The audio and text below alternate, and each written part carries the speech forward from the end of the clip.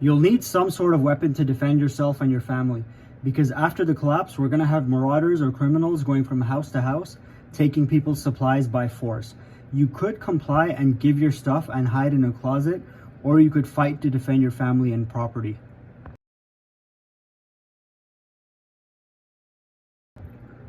For a weapon, you could go with the usual long-range weapons if they're legal in your area. But if not, then you can go with a sword. Just make sure to get something high quality. The problem with a lot of $50 mall or flea market katanas is that they aren't full tang. So it's not one solid piece of steel going all the way from the blade through the handle. The other end of the blade only goes a few inches into the handle. The problem with swords that aren't full tang is that usually when you swing it and hit something hard, the blade breaks off and could come back and hit you or someone else. So just to go over that again, if it was a partial tang sword, the blade would stop like right there at the other end of the blade. But this katana with the full tang, the blade completely runs all the way through, so it's one solid piece of steel. The other thing with fake mall katanas is that they are made of stainless steel. Real katanas are generally made of carbon steel. The one I have here is a battle-ready katana. It's sharp, it's full tang, and it's made of 1055 carbon steel. I like the full black just because it's harder for the enemy to see it at night. I'll have this in the link tree on my profile. Just click on the link tree and go down to swords and machetes. Click on it, then you'll see the tactical katana. The price is amazing as well. It's just above $100 Canadian. If you compare it with other full tang carbon steel battle ready katanas, they could go for anywhere from $400 to $600 all the way up to thousands of dollars. I recommend you train with the sword and get comfortable with it as well.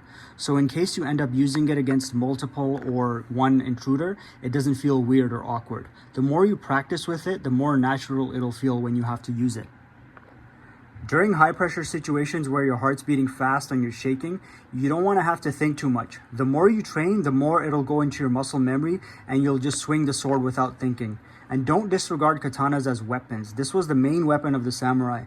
They used it in war, in duels or encounters when they were challenged, and they used it for self-defense against bandits when traveling. A good sword swung properly is devastating and will deal with any attacker. When it comes to training, you could do sword swings in the air, you could hit tires, and even a rolled up carpet. In regards to effectiveness and muscle memory, in my opinion, it's more beneficial for you to train 5 to 10 minutes a day rather than just training for 1 hour once a week. If you're training regularly and especially indoors, I highly recommend everyone to get a wooden sword for practice. That way you won't dull your actual blade and you don't have to damage and slice up a target. So just get a wooden sword, do sword swings in the air, swing your sword out a punching bag, hang a bag of clothes somewhere and hit that. It's pretty easy to find a target to hit with a wooden sword because you won't be putting holes in it.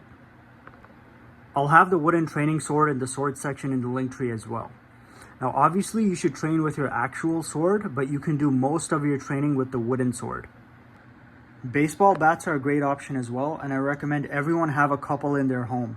Maybe you can use the katana yourself and give the baseball bat to someone who hasn't trained with a sword.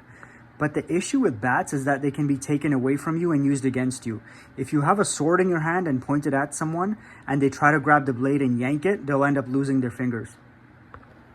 No intruder will be able to stand against someone who is trained in wielding a quality sword. So if your country doesn't allow other weapons or you don't have the license for them, then a katana will be your best option. I'll have both the wooden training sword and the actual katana with the sheath linked in the link tree if you want to check them out. Alright guys, that's it for today's video. Thanks for watching.